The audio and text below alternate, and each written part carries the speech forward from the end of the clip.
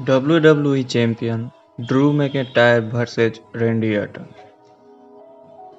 एक ऐसा मैच जिसे जब से WWE ने अनाउंस किया है तब से गॉसिप बिटोरे हुए हैं सोशल मीडिया पे, जहां कुछ लोगों का कहना है कि ड्रू मैकइंटायर को जीतना चाहिए, कुछ लोगों का कहना है कि रेंडी ऑर्टन का जीतना चाहिए और कुछ लोग का मानना है कि ये मैच ही नहीं होना चाहिए।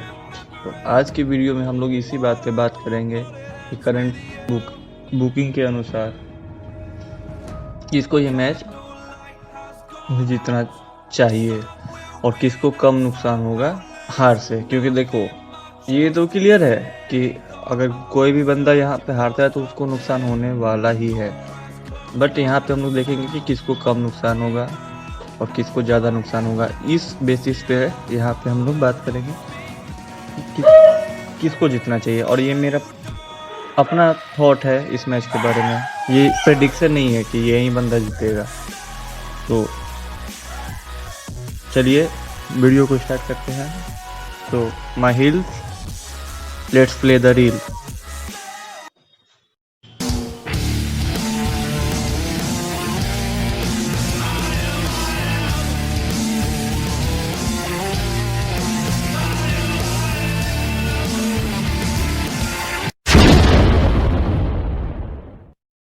पहले हम बात करते हैं रेंडी ऑर्टन के जीतने से WWE में क्या सिनेरियो होगा, क्या क्या चेंजेस होंगे। तो फर्स्ट ऑफ ऑल, अगर WWE के प्लान के बारे में बात करें तो शायद उनका प्लान है रेंडी ऑर्टन वर्सेस एज का मैच कराने का रेसलमेनिया के आसपास। अगर WWE चाहती है कि उस मैच में WWE चैंपियनशिप हो तो मे भी रेंडी ऑर्टन को जीता है। और जिस रेंडी ऑर्टन का जो ये हीर वाला कैरेक्टर है द लीजेंड किलर, उसको वो और खतरनाक दिखेगा, ये तो बात साफ है। और कोई रूमर तो ये आ रहे हैं कि रेंडी ऑर्टन और एज का मैच जो होगा वो आईक्यूट मैच रेसलमेनिया में हो सकता है। तो जब अगर आईक्यूट मैच हो तो उसमें WWE चैंपियनशिप अगर नहीं भी रहा तो कोई फर्क नहीं पड़ेगा, क्योंकि वो मैच ही अच्छा होगा और एक WWE को एक बोनस मिलेगा कि वो WWE चैंपियनशिप का मैच कहीं और भी करा सकते हैं, तो दो बड़े मैच बन सकते हैं।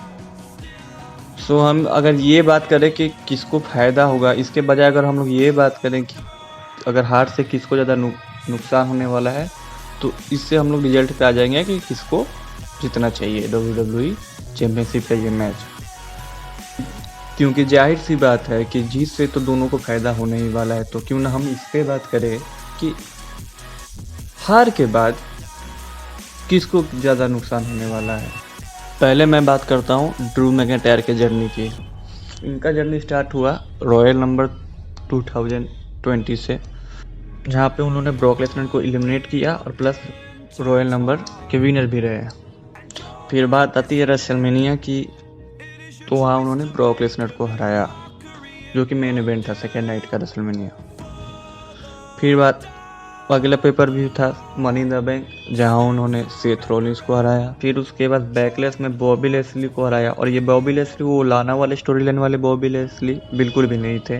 वहाँ पे WWE ने बॉबी लेस्ली को बहुत ही डोमिनेटिंग वे में बुक किया था। फिर भी वहाँ पे विनर ड्रू मैकइंटायर को दिखाया गया और रिसेंटली अभी डॉल्फ जिगलर को हराया था। तो अगर ड्रू मैकइंटायर रेंडी ऑर्टन सभी हारते हैं तो उनका चलो कम से कम दो उनका जो विन है ब्रॉक लेसनर पे और सेथ रॉलिंस पे, उसका कोई मतलब नहीं रह जाएगा। मैं ये नहीं कह रहा हूँ कि रेंडी ऑर्टन छोटा स्टार है उससे हार गया, नहीं, रेंडी ऑर्टन को सब कुछ जानता है रेंडी ऑर्टन क्या है। लेकिन ब्रॉक लेसनर के बारे में आप लोग को पता ही होगा कि WWE ब्रॉक लेसनर को किस वे में बुक करती है।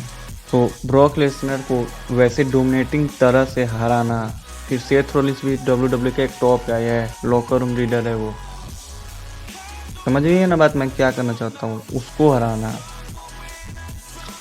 ये दो हार का यहाँ पे आके मतलब नहीं रह जाएगा समरस्लैम में हारने के बाद। तो ड्रू मैकइंटायर को अच्छा खासा नुकसान होने वाला है। अब हम बात करते हैं रेंडी ऑर्टन की। अब बहुत लोगों का मैंने यूट्यूब पे सोशल मीडिया पे पोस्ट देखा, वीडियो वगैरह देखा कि बहुत लोगों का ये मानना है कि रेंडी ऑर्टन को हार के बाद ज़्यादा नुकसान होगा।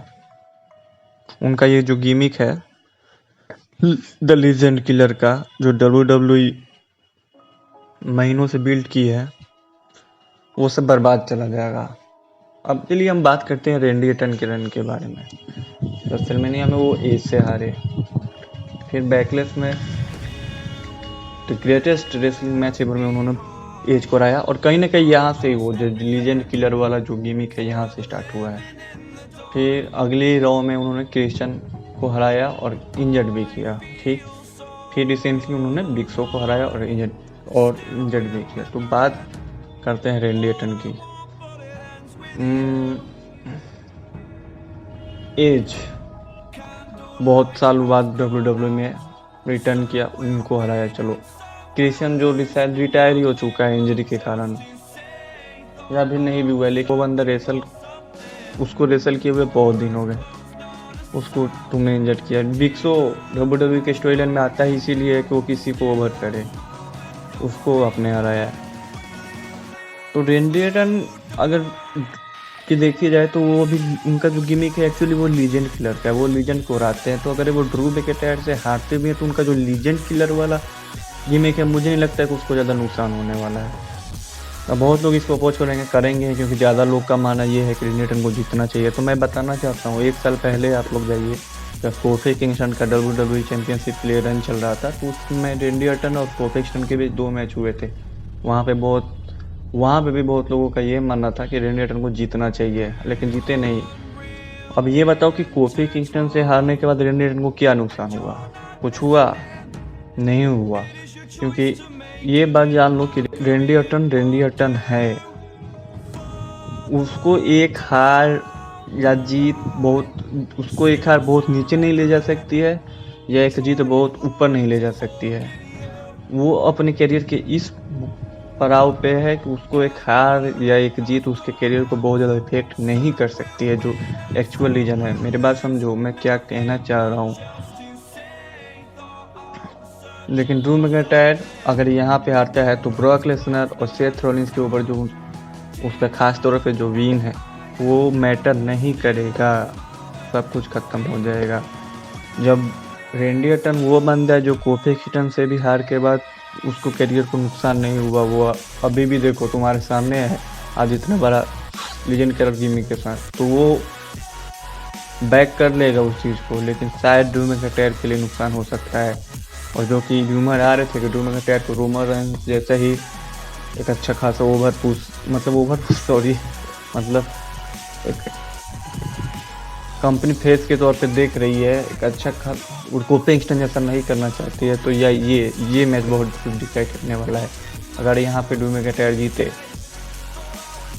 तो WWE का जो प्लान है उस पर वो आगे चलेगी, लेकिन अगर हारते हैं तो कहीं ना कहीं ड्रू मैकइंटायर को सबसे ज़्यादा नुकसान होने वाला है। तो मेरा जो ओपिनियन है वो यही है कि ड्रू मैकइंटायर को ही ये मैच जीतना चाहिए। बाकी आप कमेंट कर सकते हैं कि आपको क्या लगता है किसको जीतना चाहिए। वीडियो पसंद है तो लाइक कीजिए, शेयर कीजिए अपने दोस्तों के साथ जो भी रेसलिंग के फ़ैन हो, और चैनल को प्लीज़ सब्सक्राइब कीजिए। Thank you.